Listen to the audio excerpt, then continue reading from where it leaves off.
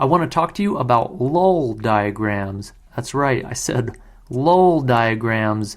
These are a great way to visualize conservation of energy, and even better, they force you to think about what's part of your energy system and what isn't part of your energy system. And if you don't know what an energy system is, maybe that's where we should start. An energy system is an object or a collection of objects whose energies we're going to keep track of, and we're going to keep track of them in these two charts. And notice it looks like an L and then an O and then an L. That's where they get their name from. This isn't laugh out loud. This is an energy chart, a circle where we're going to define our system, and then another chart. So to understand what these lull diagrams mean, let's just look at an actual example. Let's say you took a mass, M, and you released it from rest from a height h, and this mass falls down. The first thing we should do is choose what is going to be part of our energy system. Whose energies are we going to keep track of and whose are we not going to keep track of? The way people typically do this problem when they're doing conservation of energy, they would say it starts with potential energy and then it turns into kinetic energy. And if you're doing that, what you're really doing is you're saying, I'm taking my mass, that's going to be part of my system. So I'm going to take this mass here, I'm going to make that part of my system. So we'll keep track of the energy of this mass. And then if you're talking about gravitational potential energy, here's the weird thing. You're also talking about the Earth. That Earth is part of your system. So this is the Earth right here. It's got continents, and it's got California and Mexico and South America, and then there's Florida, and then there's all kinds of stuff here. So now that we've selected our system, we can go ahead and start charting what the energies look like. So what kind of energy was there initially in this system? There was gravitational potential energy because this mass M started a height h above the Earth. So I'm going to represent that with this bar. This is going to be a bar chart. I'm going to just go up 4 units. So I'm going to say there were 4 units of gravitational potential energy. You might be like, how do you know there were 4? How do you know there weren't like 3 or 5 or 4.2? Well, it doesn't really matter too much. The real value in this lull diagram is being able to conceptualize what's happening to the energies. No matter what you draw over here, you just want to be consistent when you then draw this diagram over here, and I'll show you what that means in a minute. So for now, let's just say there were 4 units of gravitational potential energy to start with.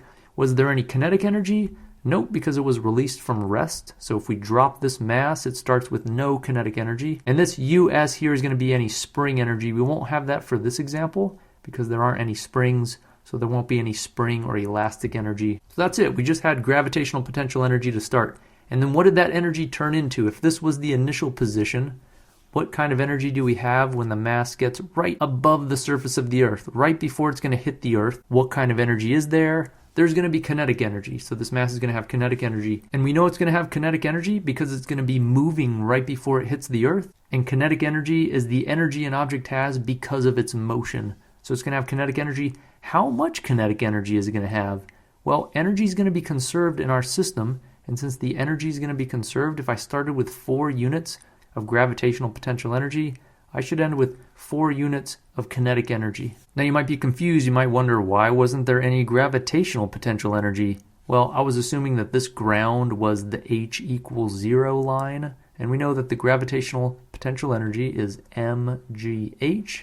And where h equals 0, the potential energy is 0. So when this mass gets down to the final point, which I'm representing in this diagram, it no longer has any potential energy since the h would be 0. And since it has no potential energy, all of this gravitational potential energy it had initially has to turn into kinetic energy in order for the energy of our system to be conserved. Now, if I were you, I might object and say, wait a minute, we learned earlier that when work is done, energy gets transferred and the total energy of an object might change. And this Earth is pulling down on this mass, right? So the Earth is exerting a gravitational force downward. The object's moving downward through some displacement. That means the Earth's doing some positive amount of work on this mass, giving it energy. Doesn't that mean the energy of the system is going to change? And the answer is no. And the reason is this Earth is also part of our energy system. So the Earth did do work on the mass, and this mass gained kinetic energy, but since the Earth and the mass were both part of the system, this work was internal to the system, and internal work never changes the total energy of the system. And if that was confusing, think about it this way. Let's say you and your friend, instead of the Earth and the mass, there's you and your friend. And instead of energy, we'll talk about money. You, the Earth, give your friend, the mass, $10. Instead of 10 joules of energy, you give them $10. And I ask you, how much total energy is there between you and your friend? Well, there's still the total amount.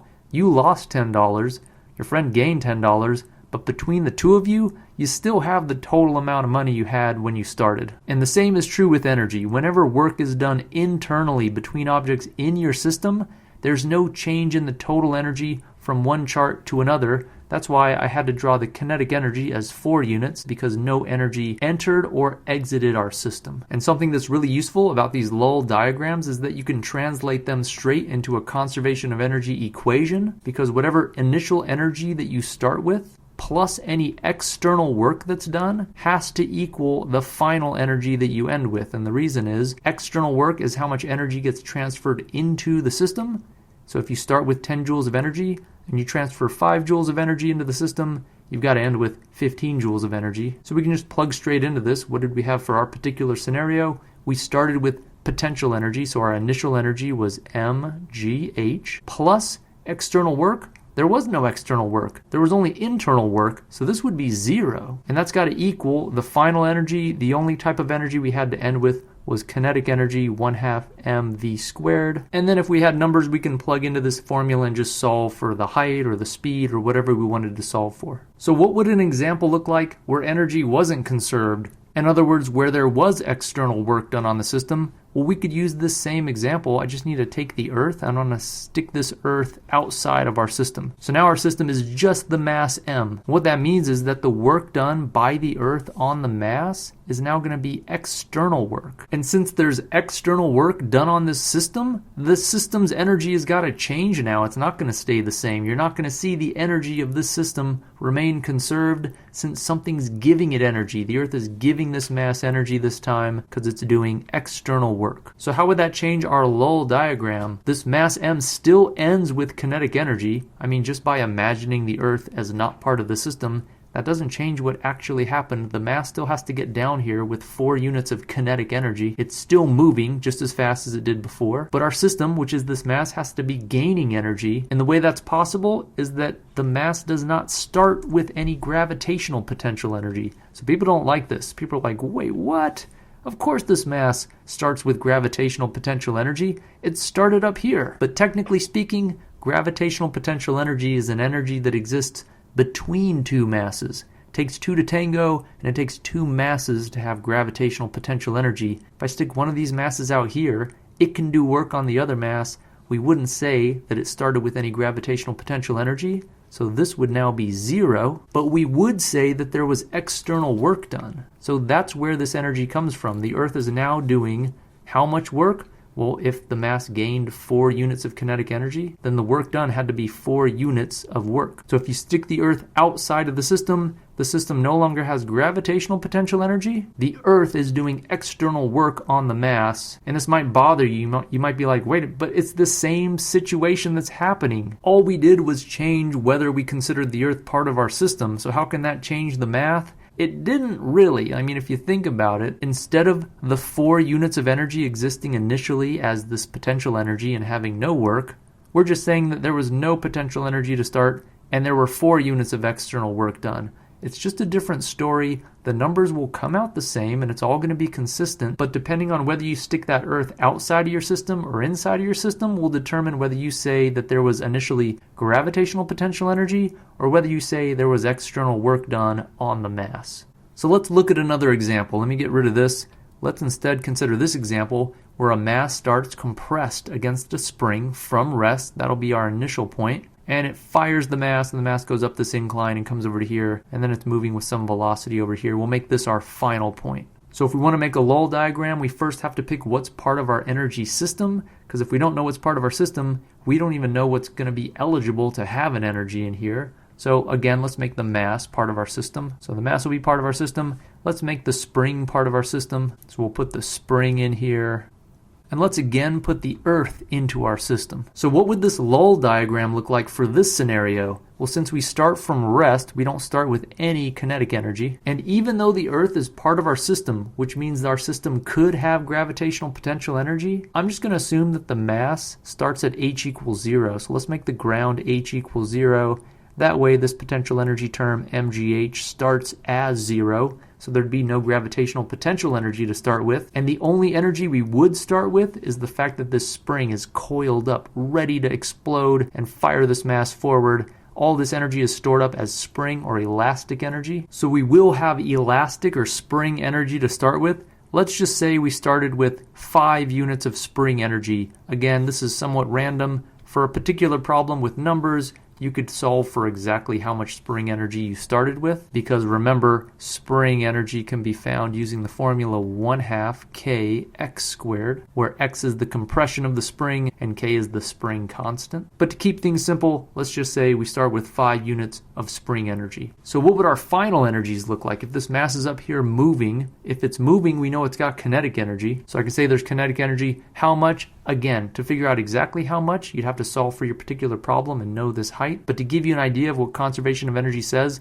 let's just say there were 3 units of kinetic energy that you ended with up there. What other kinds of energy do you have up here? Well, you're going to have gravitational potential energy because this mass starts above the h equals 0 line. So since the mass is higher up in the air, it's got gravitational potential energy. So now if I say there's 3 units of kinetic energy and I started with 5 units of spring energy, if energy is conserved, I better end up with 2 units of gravitational potential energy. So I could draw 2 units, and now I'd make sure that if I started with 5 units of energy, I've ended with a total amount of 5 units.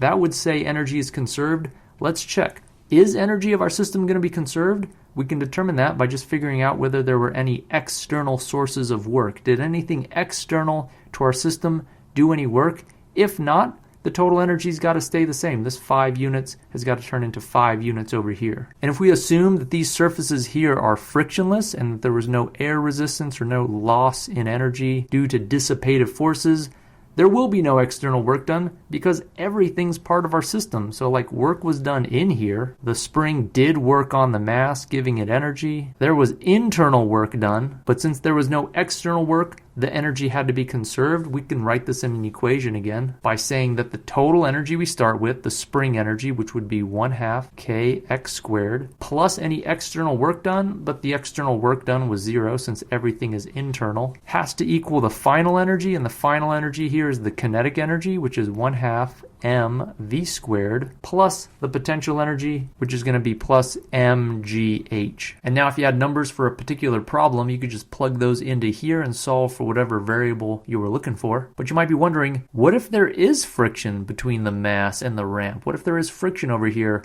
What would that do? Well, there's 2 ways we can handle it now. You know there's 2 ways. We can include these surfaces as part of our system, or we could say that those surfaces are outside of our system. If the surfaces are outside of our system, we would represent that as them taking energy away. Now there's external work done, but instead of the external work giving our system energy, the external work is taking energy away. This friction is taking energy and turning it into thermal energy. That's what this extra spot is here, for thermal energy. But since the surfaces are now not part of our system, we wouldn't show that over here. We would just include that as part of the external work done. So there would be some negative amount of work done. Maybe the surfaces did -1 unit of external work. What that would mean is that if we started with 5 units of energy and there was -1 unit of external work done, we've got to only end up with 4 units of energy. But my potential energy's got to be the same. I mean, I ended up this high, so that can't really change. So that means my kinetic energy is now going to be smaller, and that makes sense.